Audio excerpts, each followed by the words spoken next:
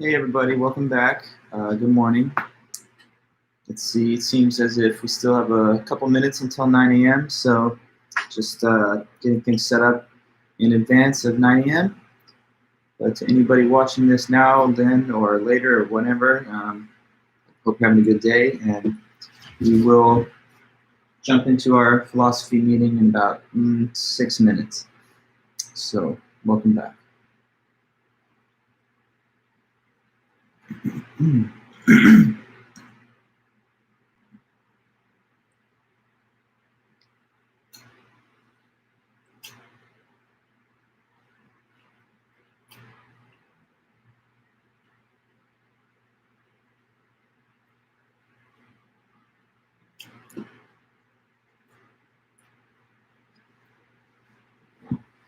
Hey. Be right back.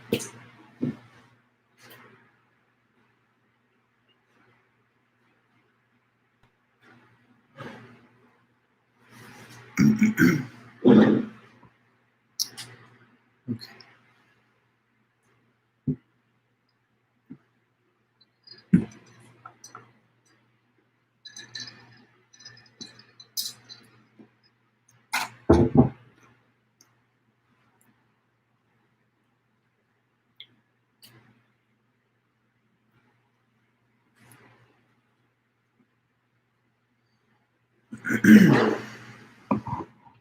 Just me and Eddie here, welcoming you guys to the meeting. Have a good weekend.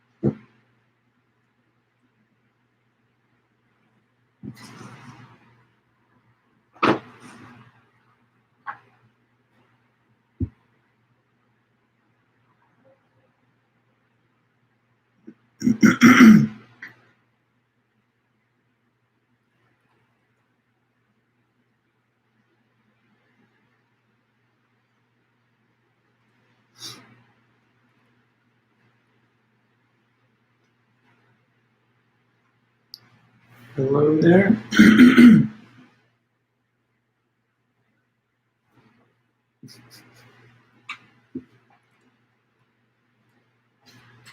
No way. No.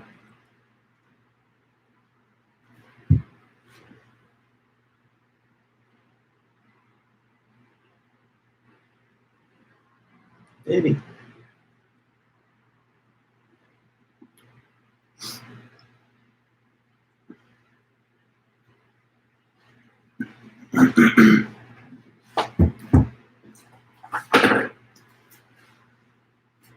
Hello, everybody. See, there's about 3 minutes till we really get the lecture going. Well, good morning.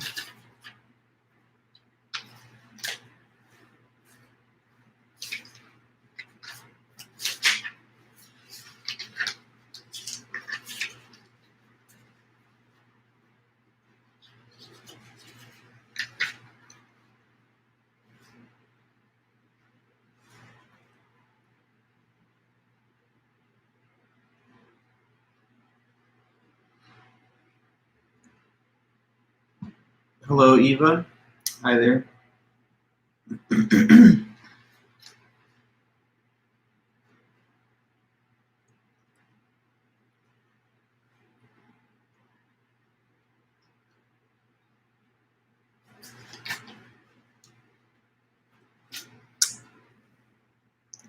Good morning, everyone. Just chilling here with big boy Eddie. What's up, Eddie? What you doing?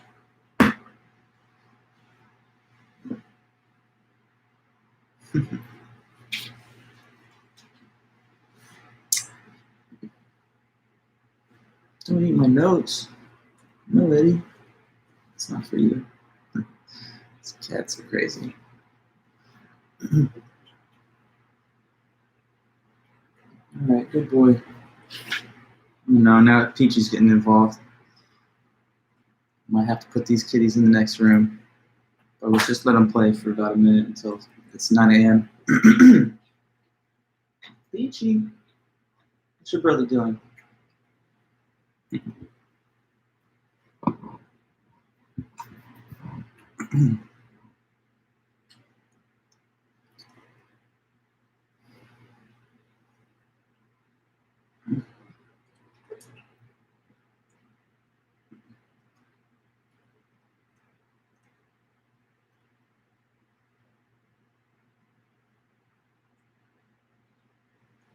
Eddie, I'll take this away from you, boy. All right, let's go. Let's go. One last look at the big boy.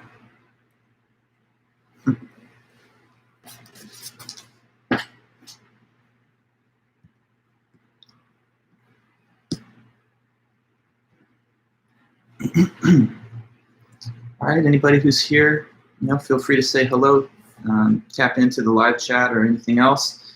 But it's 9 a.m. now, so I'm going to go ahead and let us get rolling. Welcome back, everybody. Good morning, and hope you had a great weekend.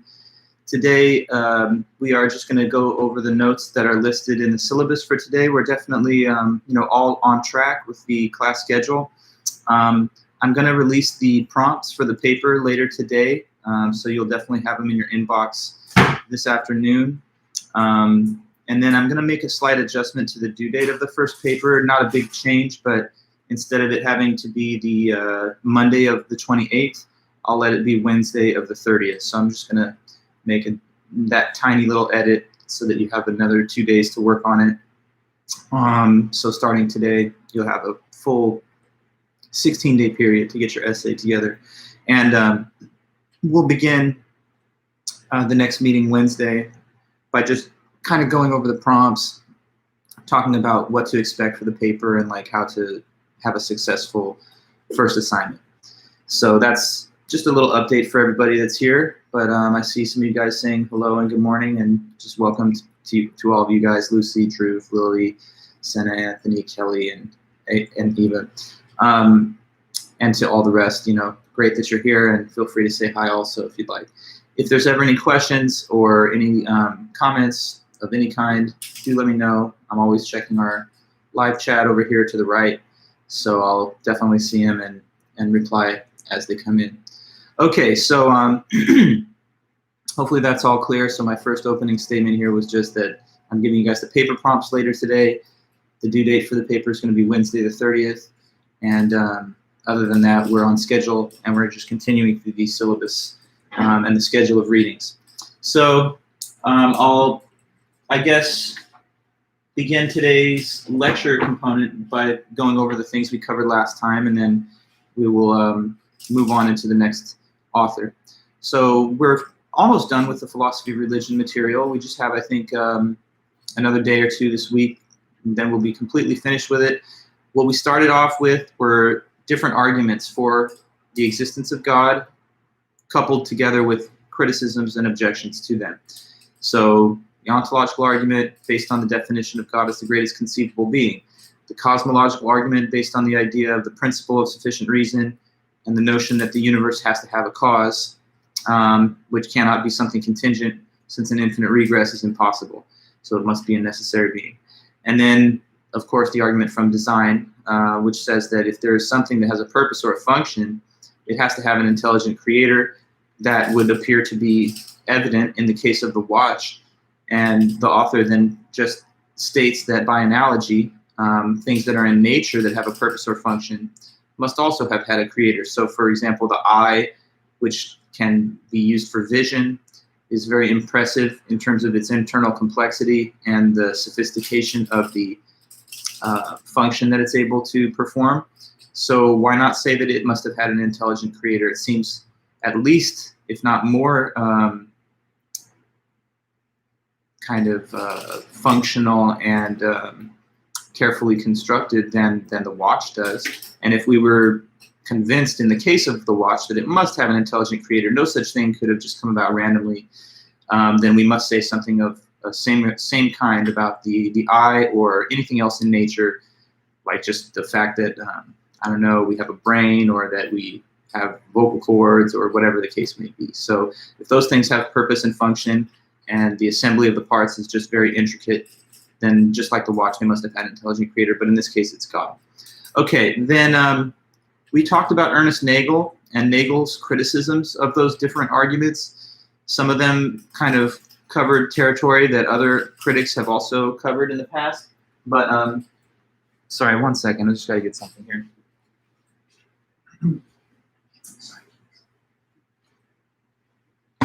The cats are just playing with this pen on the ground and like knocking it around, so it's kind of distracting me. Yeah, back to what I was saying then.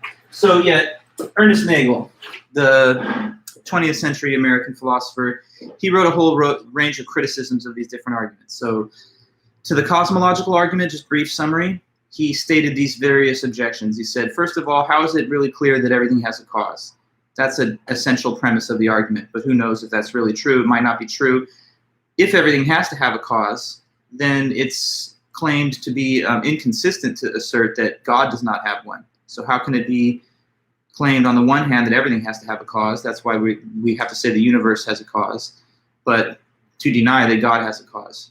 Which one is it? Does everything have a cause, or is God something that doesn't have a cause? Seems like the argument kind of wants it in both ways, which could be seen as inconsistent. And then a third objection is that if there could be something without a cause, like God is being claimed to be, then why not, for example, say that the universe itself is the uncaused necessary being, in which case there would be no need to assume the existence of something further that lies outside of the natural system of space and time.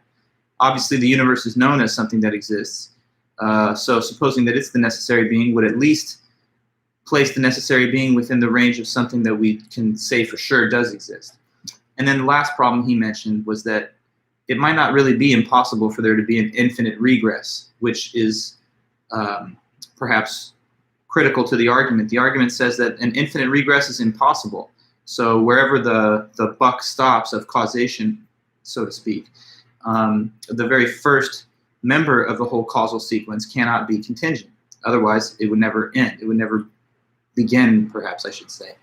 And that's absurd. But Nagel says, I don't know, maybe there could be an actually infinite sequence of events.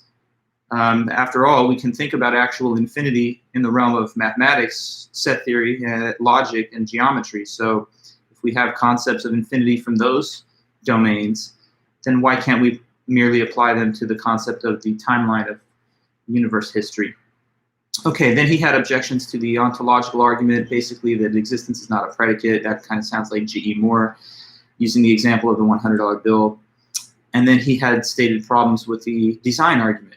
Number one, he said, what is really the basis of our assurance that the watch did not come about except through the activity of a maker? Not because it has a design, not because it has a function, but rather just because we are those who create the watches, and we've never seen a watch that wasn't the product of design. But there are ways to explain the existence of function and purpose within nature that don't rely on the assertion of some maker. And that would be the alternative idea of the Darwinian theory of evolution and Darwinian biology. So last part of Mr. Nagel's paper was he stated two additional arguments for God's existence, which he quickly tries to dismiss, and then he presented the problem of evil. So this is all just review of last time for a moment. First of all, the other two arguments. One was the argument from the unfairness of the world without God. The argument goes that if the world was such that there was no God, it would be just too unfair, because there would be no divine presence to reward the virtuous and punish the wicked in case that they did not receive their just deserts while they lived. You know, so God could basically send good people to heaven even if they suffered through their life, and send bad people to hell or whatever, or punish them if they prospered in their life but they lived sinfully. And now that would return justice to the idea that there's a lot of bad things that happen to good people and good things that happen to bad people. But to Nagel, it's not a very great argument because it sounds more like the projection of a hope than something that's an argument based on solid evidence. Of course, it would be something to hope for, that this is a just and righteous universe ruled by a perfectly benevolent God. But even if that's something that sounds nice or that we would want, it doesn't necessarily constitute a proof. So, projecting hope versus proving is a different thing. That's what he says. And then there was the argument from religious experience. That one said that, according to many people, the belief in God is based on having had some very vivid and powerful encounter with the divine, which could have happened in a lot of different possible ways. Maybe some miraculous event occurred, maybe the answering of a prayer, maybe just some kind of transcendent moment. But the person based on that experience says, I know God exists because God became present to me in that moment. This is another argument that he criticizes, though, because first of all, he says the existence of the experience is not something that can be verified by a third party, since experiences, being what they are private and cannot be made accessible to others. So it's based on alternative explanations for the experiences themselves. Like you could say that perhaps the real reason for the claimed religious experience was some other factor, like psychosis, drug use, sleep deprivation, emotional heightened state of suggestibility, or whatever. Okay, and then the last piece of Nagel was the problem of evil. The problem of evil tries to make the case that there's no God, and it basically proceeds from two premises to the conclusion. The first premise of that argument says that if there was God, then there would not be any evil, because in case God existed, he'd be all-powerful and perfectly good, and that would mean that he would both have the ability to prevent and stop evil, but also want to, because he'd be so good. Nonetheless, there is evil in the world, so the conclusion of that argument goes that there must be no God then. And there are objections to that argument, like the objection that what you think is evil is really all for the best from God's perspective. It's just that maybe while you're in the middle of it, going through it, you don't see how it's all for the best in the biggest picture. But that doesn't really seem like a great objection to Nagel. He says that even apparent evil, even the illusion of evil, is not as good as things could have been. And we could also say to the contrary, that maybe what we think is good is just an illusion. But that's also just based on speculation. So he thinks that's not a very great way of objecting to the argument. Okay, and then the last thing from last meeting, as we just kind of get you guys back after the weekend, was the work of Blaise Pascal. So let me segue into the next author by just capping off the quick review of Pascal. Pascal was a French author from the 17th century, 1623 to 1662 is when he lived. And he wrote this book called The Thoughts, or Pensées in French. And it contained an example of an argument which is known as Pascal's wager, or just the wager. So how'd the argument go? All right, so he starts it off by saying that whether God exists or not is something that cannot be known. It can't be known and it can't be proved either way. Because if God does exist, he is just so far beyond a human brain's ability to process or comprehend that we would never be able to fathom exactly his nature or how exactly to go about proving that he's real. So he says, I will not attempt, therefore, to try to prove directly that God exists. And he says, in fact, it would be foolish to even try. Instead, he says, let's just all agree on one thing that no one can really deny, and that is that either God exists or God does not exist. It has to be one of those two cases. He either does or doesn't. And so we can say with 100% confidence that either God exists or does not exist. So he says, your only question then is, which of these two positions are you going to hold, to believe or not to believe? It's kind of like a wager on a coin flip. Because if you have a coin, there's two possible outcomes of the flip, heads or tails, and you're given a choice which side to pick. Now he says this is a case of a forced wager, the wager about whether to believe in God or not, because unlike the coin flip, you cannot decline to take a stake in the bet. If you say I'm not going to bet and I'm not going to hold any view about the existence of God, then that is something other than to believe in God, which is equivalent to non-belief. So not playing is playing on the side that there's no God. So he says you thus really cannot avoid taking a position, taking a choice of one of the two sides. So then he says, let's examine the relevant possible risks and rewards. So in case one believes in God, the big picture is you really don't have much to lose and you have everything to gain. Because if you believe in God, maybe you're right and there is a God, and in that case, you're going to be rewarded with heaven, which would be the ultimate reward. If you believe in God and it turns out that you're actually wrong, and so it turns out there's no God at all, I guess that's not the same thing as like having the choice that you thought was correct turn out that way. So in a sense, it's kind of like losing the coin flip, but there's not really much losses, as he would argue. To have believed in God, but God didn't exist, doesn't really cost you anything. If anything, it would just impose the costs associated with maintaining your religious faith and practice throughout your life. But that's a finite loss that you take a chance on for the sake of a possible infinite gain. Now, if you don't believe in God, in that case, it's the opposite. It's taking all risks for almost no chance for a reward that's not even substantial. So it's all risk. It's all a possible downside with not much upside. So like if you didn't believe in God, let's say that you're right and there was no God. Okay, well, that's being correct, but it doesn't really benefit you in any serious way. The only possible benefit would be the recovery of time and energy that the theologian would have spent otherwise practicing religion. But if you didn't believe in God and you're wrong and there is a God, then that's really bad for you, because I guess in that case, you would either be destined to go to hell, which would be the worst outcome you could imagine, or you just wouldn't go to heaven, which would also still be to lose out on an infinite good.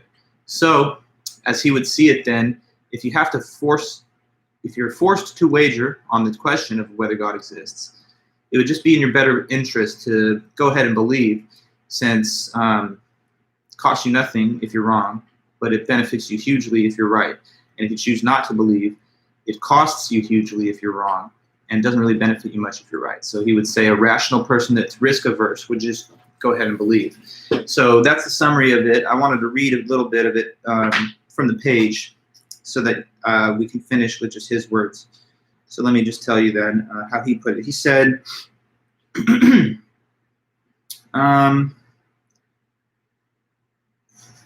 says, let us examine this point and let us say either God exists or he does not. But to which view shall we be inclined? Reason cannot decide the question. At the far end of this infinite distance, a coin is being spun, which will come down heads or tails, like metaphor. It's going to be heads or tails, this coin, this cosmic coin of like which side is God exists or not. How will you wager? Reason cannot make you choose either one, and reason cannot prove either side is wrong. Okay. He says, don't condemn as wrong those who have made a choice, for you know nothing about it. No, but I will condemn them not for having made this particular choice, but any choice, because although the one who calls heads and the other one are equally at fault, the fact is they are both at fault. The right thing is not to wager at all. He imagines a person saying this, I shouldn't wager at all on this bet because I have no evidence as to what the outcome will be. And he says, but you must wager. There is no choice. You will be committed. So which side will you choose? Since a choice must be made, let us see which offers you the least interest. Okay? He says here, let us assess the two cases involved in calling heads that God exists. If you win everything. If you lose nothing. Don't hesitate then. Wager that he does exist.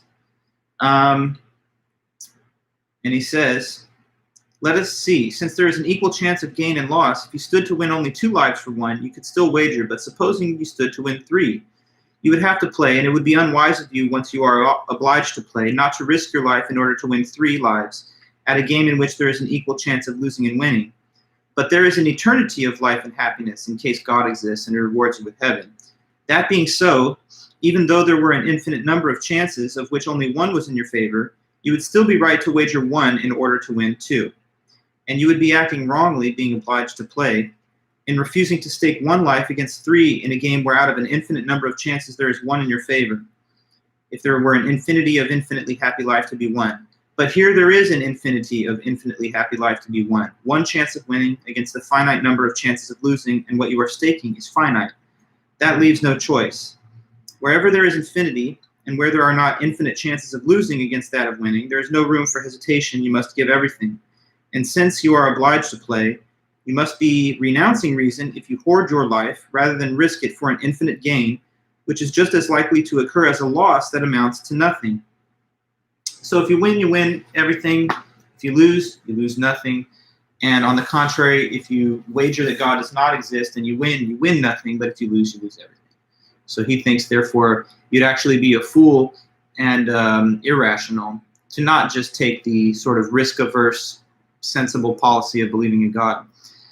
So that's another argument to try and establish the belief in God, not so much to prove that he exists, since Pascal says that's not really possible to do. But he does think you should choose to believe, since it's exposing you to less risk and holding out the possibility of a great reward, unlike the other alternative bet. So like if I had a coin flip here and I said, pick heads or tails, which side do you want to pick? And the costs associated with getting heads wrong was like torture forever, but the benefit of getting heads right was a quarter. On the other hand, the benefit of getting tails right would be infinite money, and the cost of getting tails wrong would be to lose the 25 cents. You definitely want to bet tails because you only hold a 25-cent coin to risk in exchange for the chance of winning an infinity of riches. If you take the head, is immeasurable. So it's kind of like that type of betting situation. Now, there's going to be objections to this argument, just as we've learned objections to the other arguments we've studied. So let's go ahead and just transition right into one author whose material can be used as an objection to Pascal. So this is the next author in the series, and that's W.K. Clifford.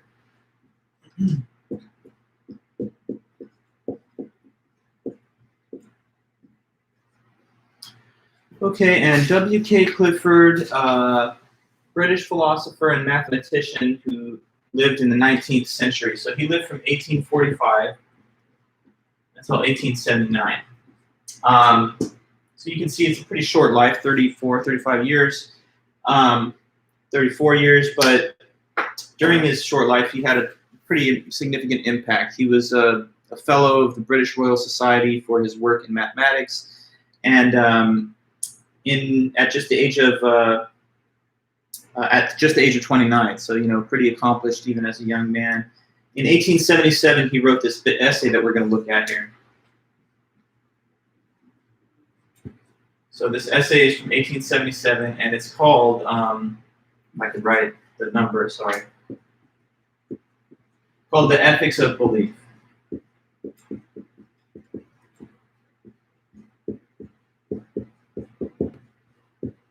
Okay, so author, his lifetime, this is the essay he wrote, and this is that date of publication for this one. So The Ethics of Belief by W.K. Clifford. His full name is William Kingdon Clifford, but I guess he preferred to go by the abbreviated name, W.K.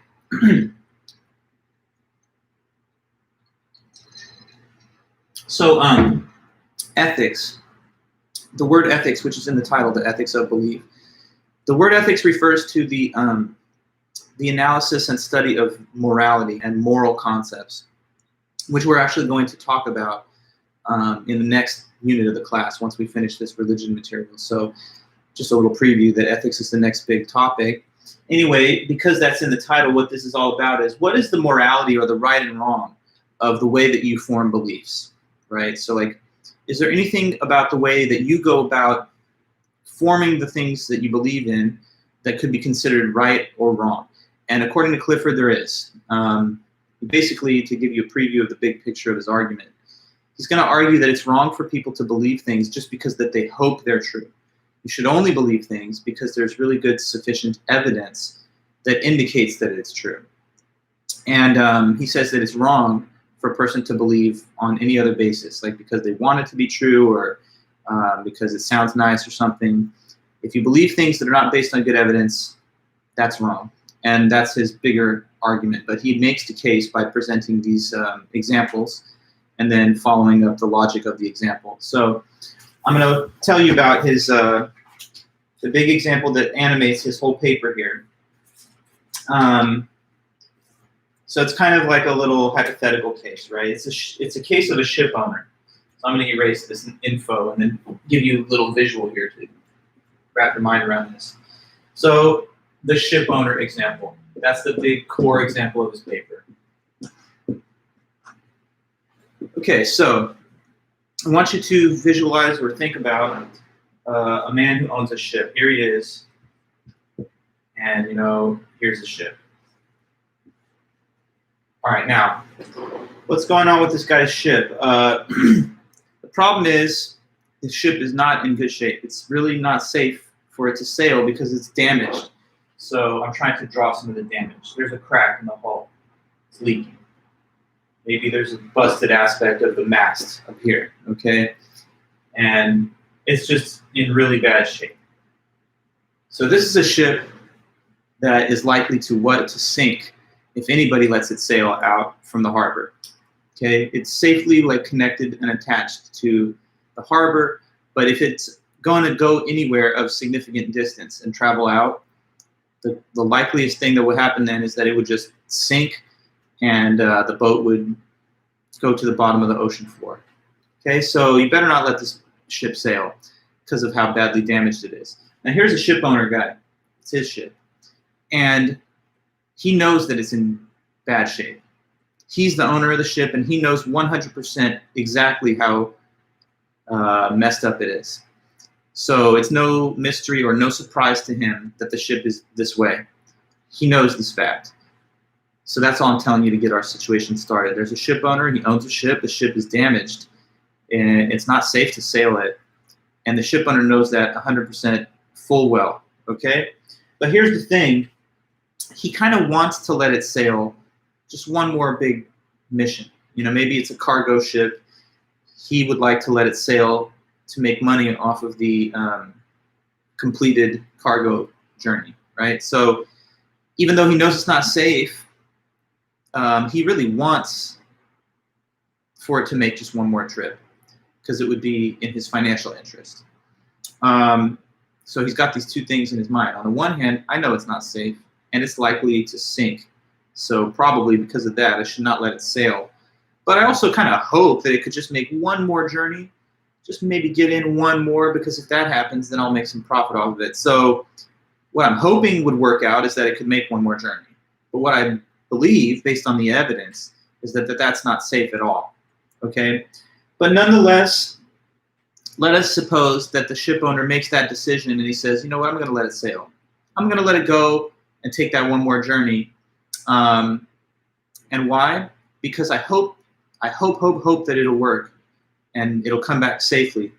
And I'm gonna go with what I hope to be true instead of what the evidence shows is gonna probably happen. So what I believe is that the ship will come back safely. But why do I believe that? Is it based on the evidence or is it based on just wishful thinking?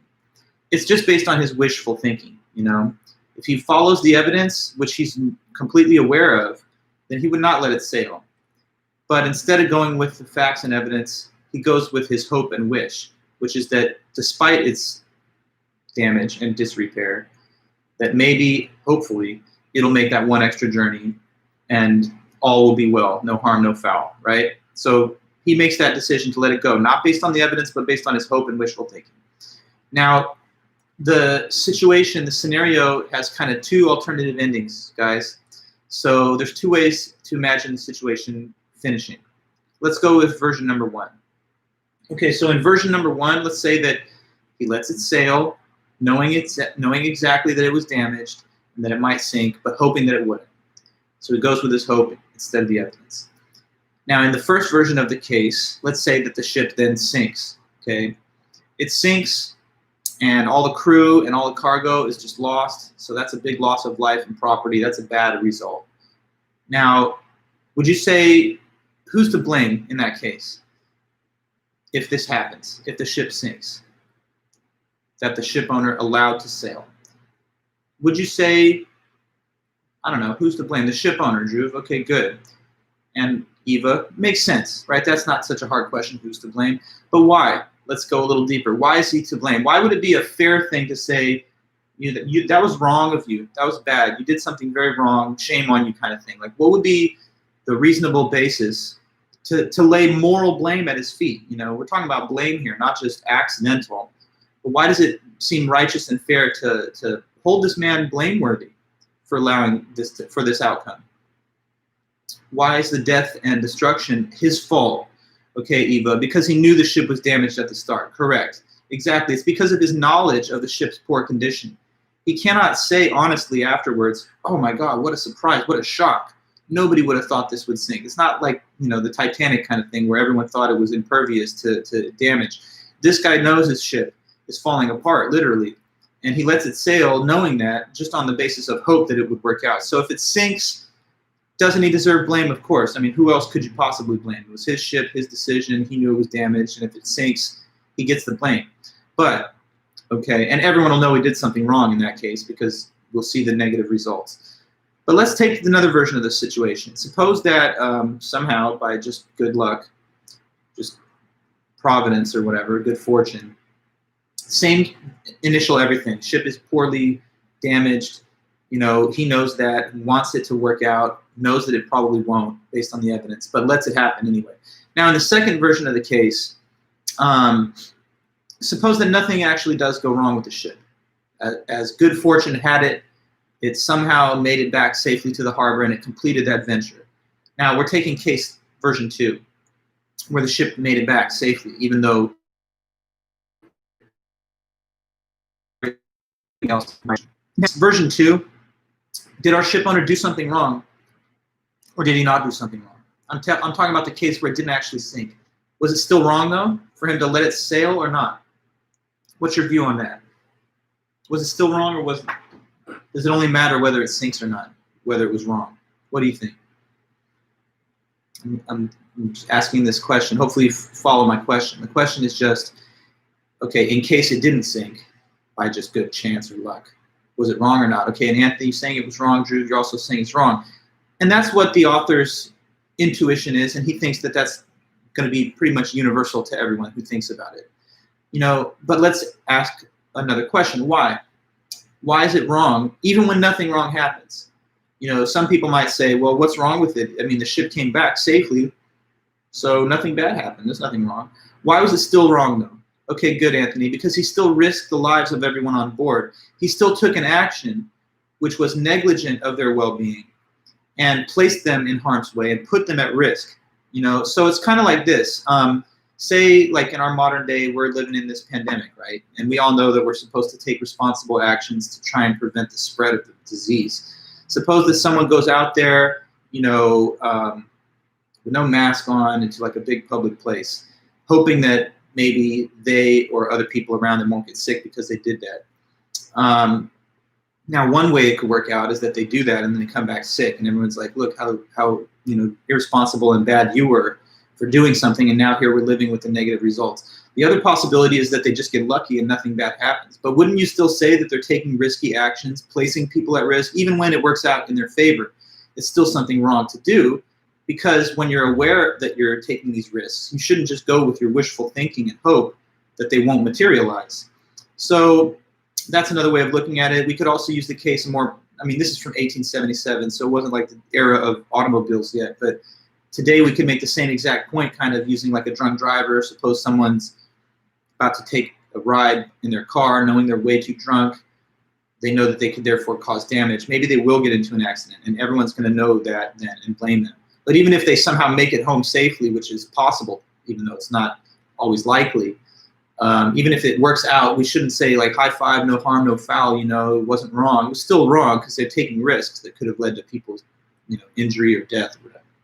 Okay, so moral of the story, the ship owner is wrong in either outcome. No matter how it ends, it was wrong right away once he had the belief that this is something that can work out, even though the evidence shows that it's not. So this then, it becomes a principle that Clifford is trying to illustrate by means of the example. So once again, we see the case of a philosopher using a situation, a scenario like this to present a little principle for us to try and agree with. And the principle given is this, that it's wrong always, everywhere, and for anyone to believe anything without sufficient evidence. So that's a very bold claim, and that's what he's saying here. It is wrong always, everywhere, and for anyone to believe anything without sufficient evidence.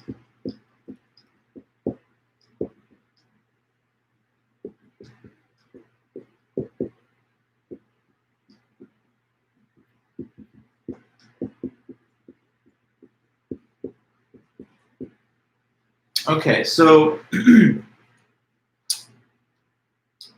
the claim being made is that it's wrong for you, not just you, but for anybody. And it's not just sometimes, but all the time. And it's not just some places, it's in every place all the time. So everywhere, every place, any person should never be believing anything unless they have sufficient evidence to back that belief up or to base it, to justify it. If you believe something and you don't have sufficient evidence to believe it, that's wrong. That's what he's claiming, that it's ethically, it's morally wrong. The ship owner is just one little test case of the principle. In the example of the ship owner, he believes what? That the ship will return home safe. But that's a belief that is not based on sufficient evidence. That's a belief that is actually totally contrary to the evidence that's available. The evidence shows that the ship will in all likelihood sink. And when he believes to the contrary of that it will come back safely, he's not following the evidence. Instead, he's going with what he hopes or what he wishes to happen. So it could lead to death, destruction, damage of property. But even if that doesn't happen, and good luck, good fortune sort of smiles down on Mr. Ship Owner, it doesn't excuse the essential wrongness of what he did. Otherwise, we would say that when a drunk driver, believes against all the evidence that they'll make it home safe, and then they do, then they didn't do anything wrong, because it only would have been a wrong action if the bad outcome had happened. But even taking of the risk in defiance of the evidence is wrong by itself. So I'll read a little bit here, and you'll hear how he said it. He said,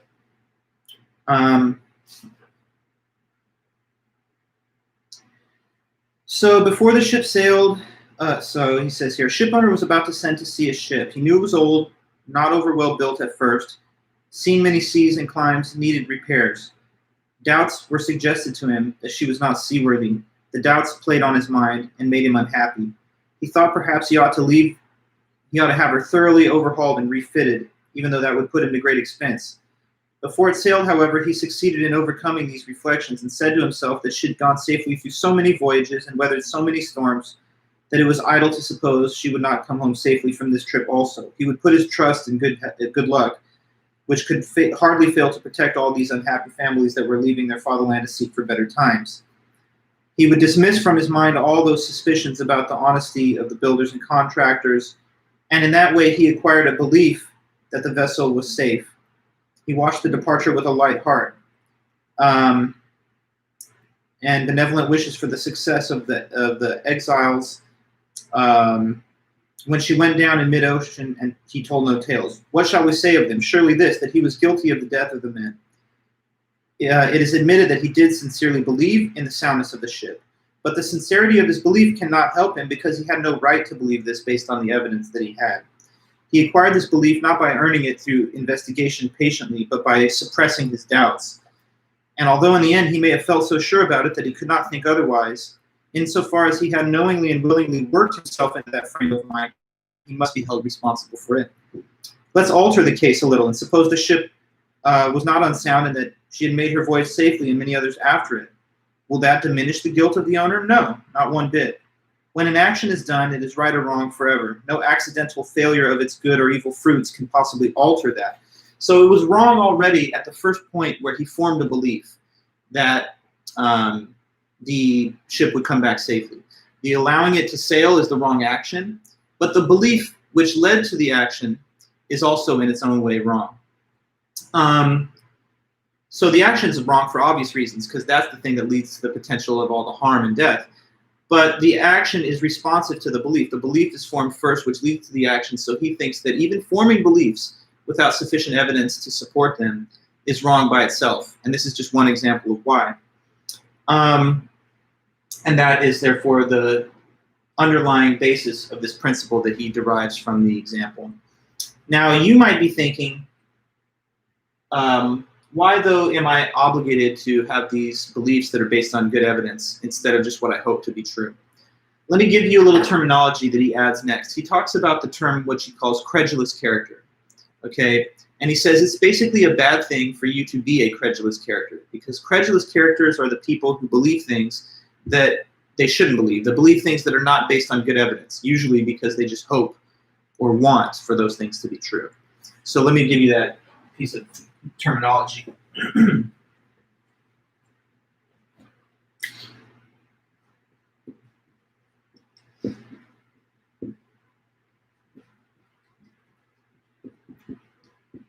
That is a person who will believe things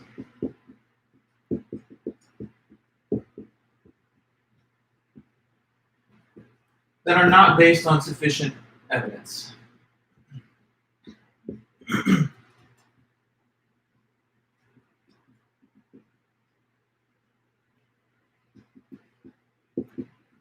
Or we could say sufficient reason, same kind of thing.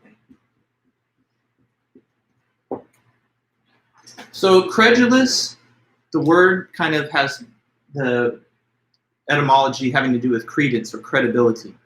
So a credulous person is a person who gives more credibility to things than they deserve. It believes all kinds of things, even when they're not really justified, even when there's not solid evidence to support those things. And why do you think somebody would believe something where there's not enough evidence to demonstrate that it's true? It can't be because they don't want that thing to be true. It's usually always because the person wants for this desirable belief to be something that is true. Maybe because it is congenial to their self-interest, maybe because the contrary of the belief scares them or makes them afraid. So sometimes people will kind of, shape their whole belief system not based on evidence and reason, but based on the things that they would like to believe because they are soothing to them or because they just make them feel better, So the credulous character is kind of like our ship owner. This ship owner wants it to be true, that the ship will come back. And so he chooses to believe that even though the evidence indicates the total opposite.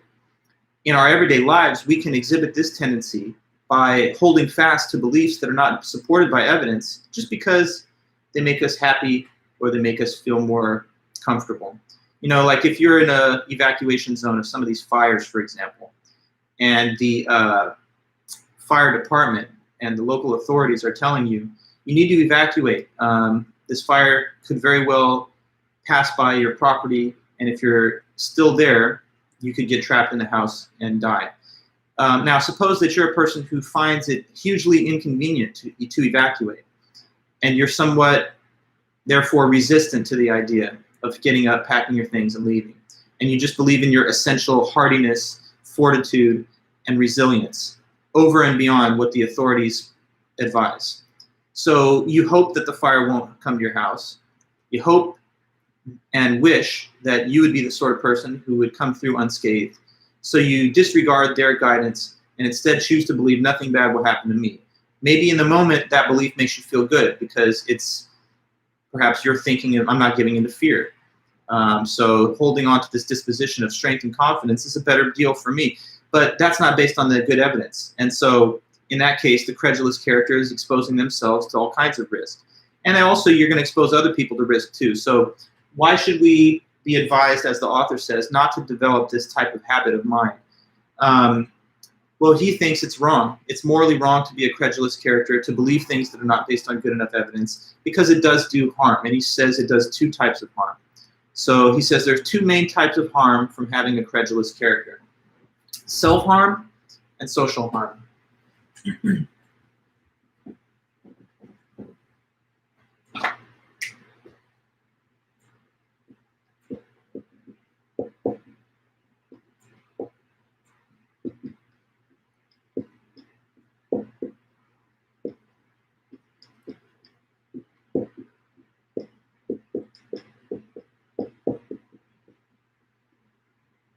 Okay, so two main harms from having a credulous character. There's self-harm,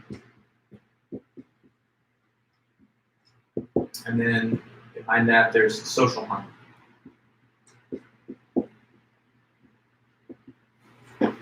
Okay, so first of all, the self-harm part is this. When you have a credulous character, you are really hurting yourself because it weakens your powers of judgment. It makes it so that you don't have the ability to make correct judgments between what's true and false. Okay, so like if there's some belief that is attractive to you, then you'll just attach to it even if there's no good evidence for it. And that might feel good psychologically, but it ends up leaving you with a false impression of reality in most cases. And it's to your disadvantage. Like I just gave you the example of the person who chooses to ignore the warning from the fire department. Or it could be the person who chooses to, I don't know, not get a vaccination or not wear the proper kind of equipment when they go into a public place during a pandemic. So all of those different things can cause harm to yourself. It undermines your own best interests when you don't have a correct appreciation of truth and reality. So weakens your powers of judgment.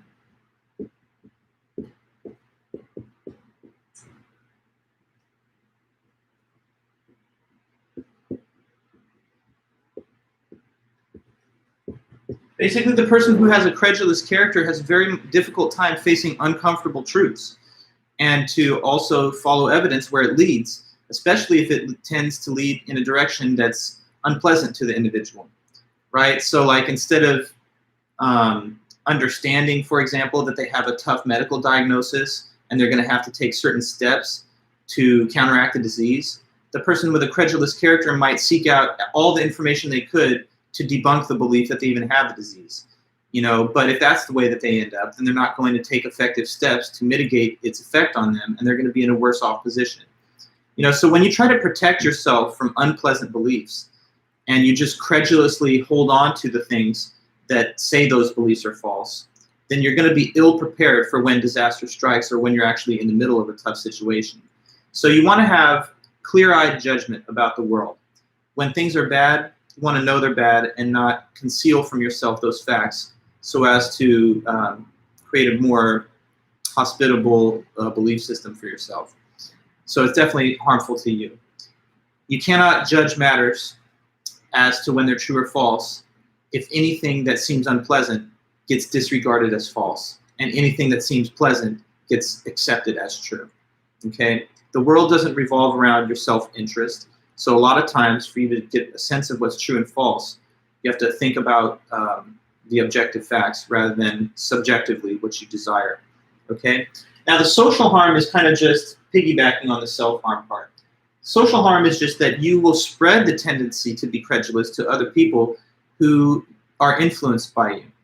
And that means that the tendency will therefore become more widespread if you influence those people, and before long it catches on like wildfire, and now nobody has respect for facts and evidence, which is not a safe and healthy world that we want to live in. So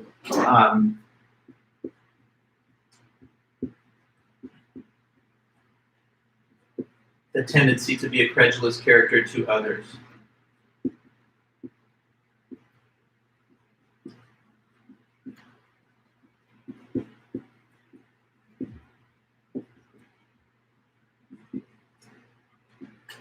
Okay. Now, when you go to like the doctor, do you want the doctor to be like, let's hope for the best? Maybe you're not sick. I know I've got some medical evidence here that you got a disease, but let's just not think about that. You want them to give you an honest diagnosis so that you can take the proper course of treatment. When you go to a lawyer, you don't want them to just give you the rosiest conception of what the legal outcome could possibly be, because then you're not going to be well prepared for all the affairs of the court and the proceedings. So you need to have people that are honestly going to tell you what's true and false based on their evidence and their best judgment. If we transmit this tendency to be credulous to other people around us that we have an influence over or that we interact with, then they will do the same in their own turn. So it's kind of like each one of us has this powerful example that we can extend unto other people. And we can either be a good example or a bad example. A good example for our friends, children that look up to us, colleagues, peers to look up to would be if we only believe things based on good, solid evidence and not otherwise. But we could also, like if you have a little kid and they see that their big sister or brother just believes whatever they hope is true and just disregards evidence, then they're going to be like, that's the normal way to act. That's what I want to do too. And then they grow up and they model that same behavior. And if that tendency becomes too widespread, after a while it becomes very hard for people to agree on the facts, because people are simply just caught up in a belief system which is shaped by the contours of what they want and what they hope for, instead of what clear objective evidence shows. And we can't really organize or act in a way that is to our general best interests unless we try to pursue facts and evidence and base our beliefs on those things. So let me read it to you, and you'll see the author's way of putting it. Now that's where we're going to close today, and I'll just sort of summarize, and then we'll move on from this on Wednesday, and we'll talk about our essay prompts on Wednesday too. He says, "It's not truly a belief at all which does not have some influence upon the actions of him who holds it. He who truly believes that which prompts him to an action has looked upon the action to lust after it and has committed it already in his heart. If a belief is not realized immediately in open deeds, it is stored up for the guidance of the future. It goes to make part of that aggregate of beliefs, which is the link between sensation and action at every moment of our lives, so organized and compacted together that no part of it can be isolated from the rest." So he's trying to say that your beliefs are in a way not just your own personal business.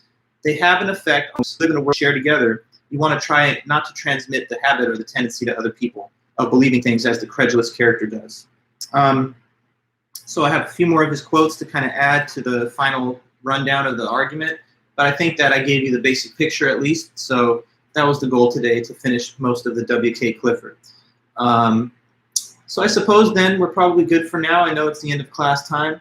I guess I'll let you guys go, but check your messages later today and you'll see the first essay prompts.